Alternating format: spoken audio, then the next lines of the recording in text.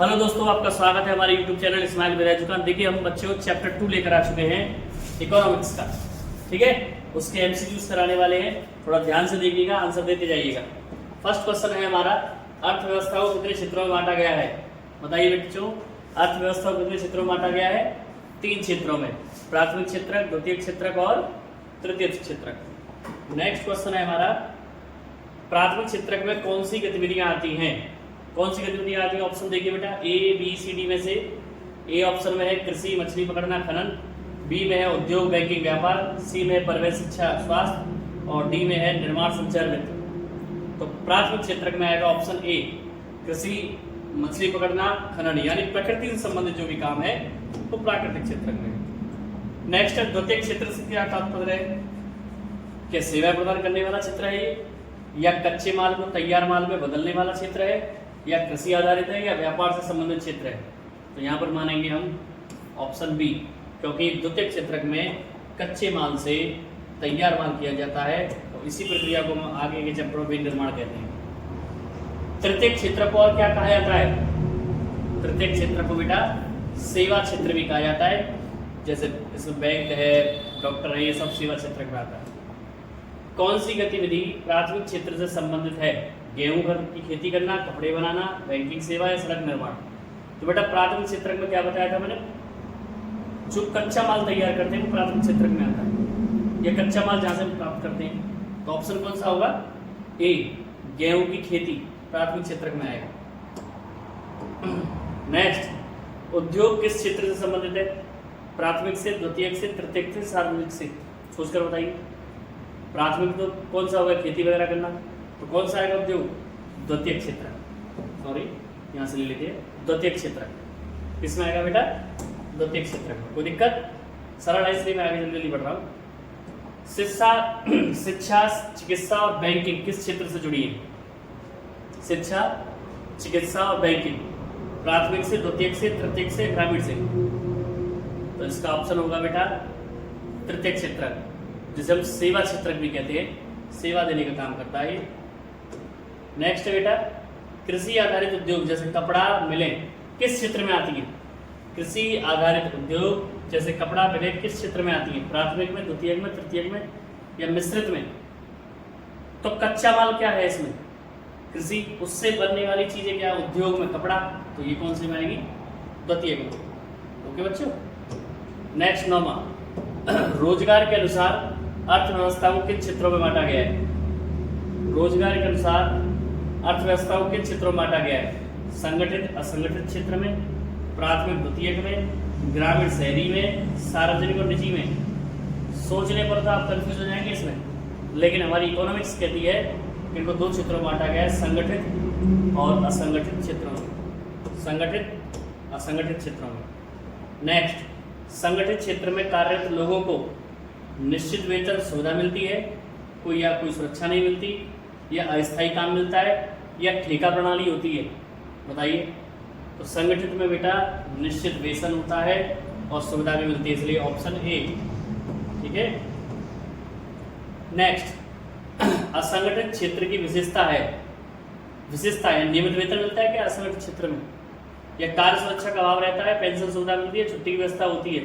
तो ये तीनों तो कोई व्यवस्था नहीं मिलती, सॉरी, ये तीनों तो इसमें मिलती ही नहीं है। केवल एक ही सुविधा मिलती है कि कार्य सुरक्षा का अभाव है, यानी काम भी नहीं मिलता संगठित क्षेत्र में, इसकी कमी रहती है। तो इसमें ऑप्शन बी। नेक्स्ट, सरकारी विभाग किस क्षेत्र में आते हैं? निजी में, सार्वजनिक में, असंगठित में या द्वितीयक में?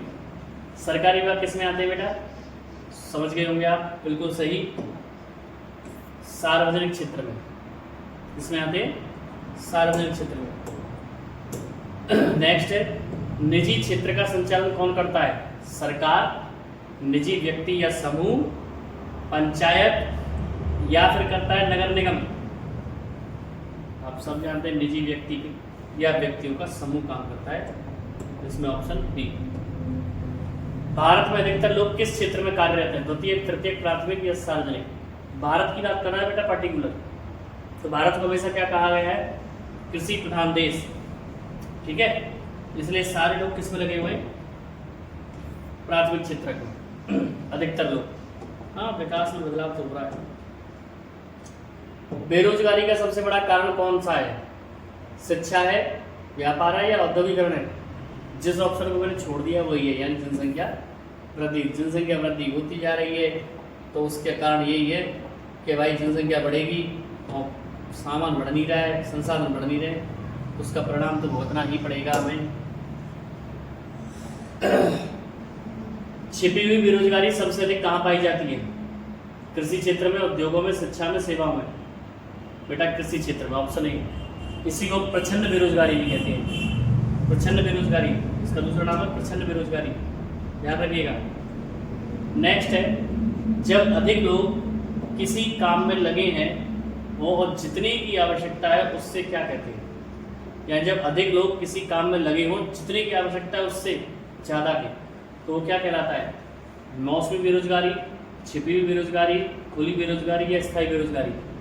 तो ये कहलाएगा बेटा छिपी हुई बेरोजगारी। यानी आवश्यकता से अधिक लोग जब किसी काम में लगे हुए हैं तो वो छिपी हुई बेरोजगारी कहलाती है। यहाँ पर होगा ऑप्शन बी। अब मौसमी बेरोजगारी सबसे अधिक कहाँ पाई जाती है? उद्योगों में, निर्माण कार्यों में, कृषि कार्यों में या बैंकिंग में? यानी मौसम का प्रभाव सबसे ज़्यादा बेरोजगारी जो देता है मौसम, या मौसम की वजह से जहाँ पर सबसे ज़्यादा बेरोजगारी हो जाती है, रोजगार ठप्प पड़ता है, वो किस पर पड़ता है? निर्माण कार्य में, उद्योग में या बैंक में या कृषि में? तो आप समझ रहे होंगे, किसान हैं हम सभी, कि सबसे ज़्यादा प्रभाव पड़ता है कृषि कार्य और मौसम पर। किसान का काम तो जुए का काम होता है। सरकार द्वारा मनरेगा योजना किस उद्देश्य से शुरू की गई? शिक्षा सुधार, रोजगार उपलब्ध कराना, स्वास्थ्य सेवाएं या व्यापार सुविधाएं? तो आप जानते हैं रोजगार उपलब्ध कराने के लिए मनरेगा शुरू किया गया, जिसमें 120 दिन के काम की 100 दिन के काम की गारंटी है और 120 रुपये यानी 12,000 रुपये की व्यवस्था करना और अपने लोकल में ही व्यवस्था करना काम की, ये मनरेगा का उद्देश्य। मनरेगा के अंतर्गत ग्रामीण क्षेत्रों में प्रति परिवार कितने दिन का रोजगार देने का प्रावधान है? अभी बताया था मैंने, कितने दिन का प्रावधान है बेटा? 100 दिन का। मनरेगा में कितने दिन का प्रावधान है बेटा? 100 दिन का। मनरेगा का पूरा नाम क्या है? महात्मा गांधी राष्ट्रीय रोजगार गारंटी अधिनियम या मनमोहन गांधी राष्ट्रीय रोजगार गारंटी अधिनियम या महात्मा गांधी ग्रामीण रोजगार योजना या राष्ट्रीय रोजगार योजना? तो मनरेगा का पूरा नाम है महात्मा गांधी राष्ट्रीय रोजगार गारंटी अधिनियम। 21वें का ऑप्शन ए। अब 22वां, जब उत्पादन में वृद्धि होती है तो रोजगार घटता है, आय बढ़ती है, रोजगार बढ़ता है या विकास होता है? बताइए। जब उत्पादन में वृद्धि होती है तो क्या होता है?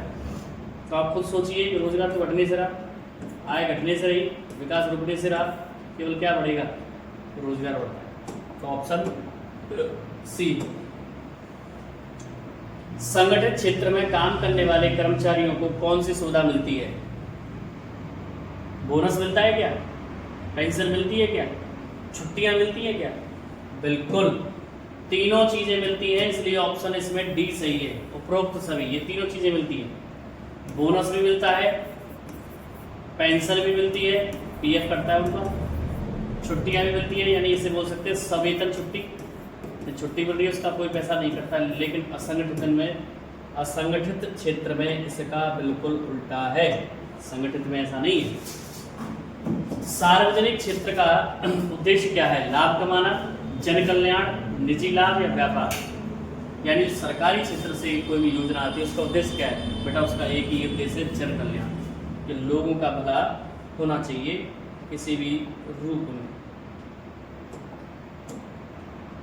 असंगठित क्षेत्र के श्रमिकों की स्थिति बहुत अच्छी होती है, स्थायी होती है, असुरक्षित होती है, सरकारी होती है। जो असंगठित क्षेत्र में काम करते हैं ना तो उन्हें छुट्टी का पैसा मिलता है, ना उन्हें कोई पेंशन मिलती है, ना कोई सुरक्षा मिलती है, ना कोई चिकित्सा सुविधा मिलती है, तो उनका कहाँ से होगा? ये तो बिल्कुल असुरक्षित होते हैं। तो असंगठित क्षेत्र में काम करने वाले जो कर्मचारी हैं वो हमेशा कैसे रहते हैं? असंगठित। भारत में सबसे अधिक रोजगार देने वाला क्षेत्र कौन सा है? भारत में सबसे ज़्यादा लोग भी किस काम को करते हैं? वो है प्राथमिक। तो इसी को हम सबसे बड़ा क्षेत्र मान सकते हैं रोजगार देने का, चाहे वो प्रच्छन्न बेरोजगारी मान लीजिए, चाहे छिपी हुई बेरोजगारी मान लीजिए। निम्न में से कौन सी सेवा तृतीय क्षेत्र से जुड़ी है? मछली पकड़ना, कृषि या खनन? नहीं बेटा, ये तीनों हमारे प्राथमिक क्षेत्र से जुड़े हुए हैं। तो ऑप्शन ए परिवहन हमारा तृतीय क्षेत्र से जुड़ा हुआ काम है। Option A. बैंकिंग किस प्रकार की गतिविधि है? प्राथमिक, द्वितीयक, तृतीयक या मिश्रित? अभी बताया था सेवा क्षेत्रक होते हैं, इसलिए ऑप्शन सी यानी तृतीयक क्षेत्रक, ऑप्शन सी। नेक्स्ट है संगठित क्षेत्र का एक उदाहरण, बैंक, रेडी वाले, खेतिहर मजदूर, दिहाड़ी। इनकी तो जीवन व्यवस्था असुरक्षित है, जितने दिन काम करेंगे उतने दिन का पैसा है, छुट्टी होगा कोई पैसा नहीं, चिकित्सा सुविधा कोई नहीं, लेकिन बैंक में करने वाला काम उसके लिए सारी सुविधाएं हैं, इसलिए संगठित क्षेत्र का उदाहरण होगा बैंक, यानी ऑप्शन ए 29 का option A. Last and final निजी क्षेत्र का एक उदाहरण है, Indian oil, state bank of India, डाक विभाग या रिलायंस इंडस्ट्रीज। निजी क्षेत्र में कौन सा आएगा बेटा? ऑप्शन सी रिलायंस, क्योंकि ये अनिल धीरूभाई अंबानी, अनिल धीरूभाई, अब मैं वैसे नहीं बता हूँ, अरे मैं वैसे बता देता हूँ कि ये रिलायंस इंडस्ट्री अंबानी परिवार की है या निजी क्षेत्र में आती है, बाकी सब सरकारी क्षेत्र में, इसलिए ऑप्शन सी। तो आशा करता हूँ आपको ऑप्शन समझ में आए होंगे, आंसर समझ में आए होंगे, लेकिन उनको ज़्यादा समझ में आए होंगे जिन्होंने पूरी तरह से चैप्टर को पढ़ा होगा। तो हमारे चैनल से जुड़े रहिए, लाइक कीजिए, शेयर कीजिए, सब्सक्राइब कीजिए। Stay healthy and stay fit. जय श्री कृष्ण।